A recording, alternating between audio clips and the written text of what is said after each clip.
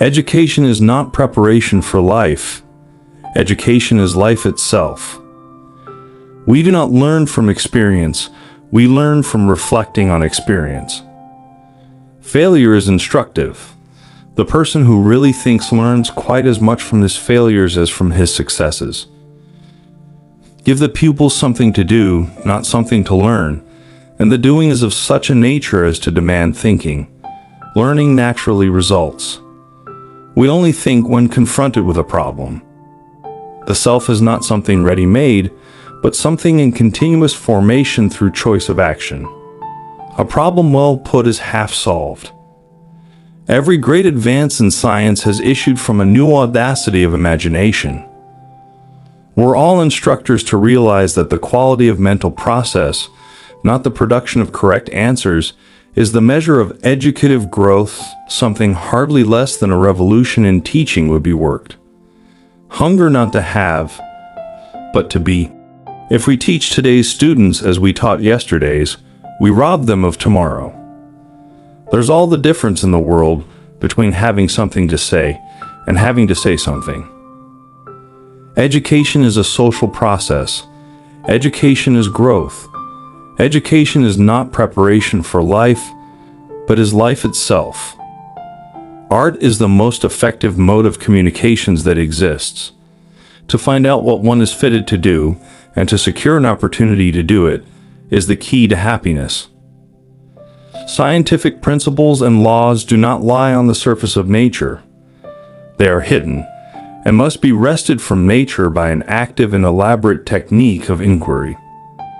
The path of least resistance and least trouble is a mental rut already made. It requires troublesome work to undertake the alteration of old beliefs. The good man is the man who, no matter how morally unworthy he has been, is moving to become better. The most important attitude that can be formed is that of desire to go on learning. To me, faith means not worrying. The only way to abolish war is to make peace seem heroic. The deepest urge in human nature is the desire to be important. Arriving at one goal is the starting point to another.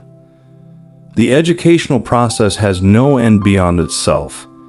It is its own end. We always live at the time we live and not at some other time, and only by extracting at each present time the full meaning of each present experience are we prepared for doing the same thing in the future. Like the soil, mind is fertilized while it lies fallow, until a new burst of bloom ensues.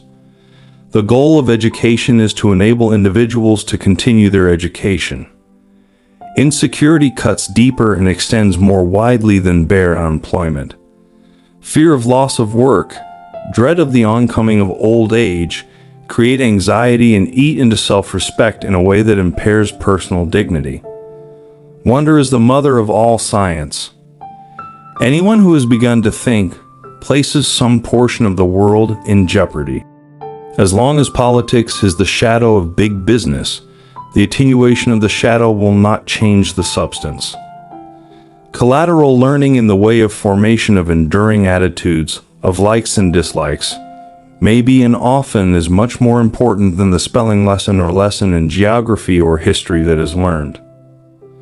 The two limits of every unit of thinking are a perplexed, troubled, or confused situation at the beginning, and a cleared-up, unified, resolved situation at a close.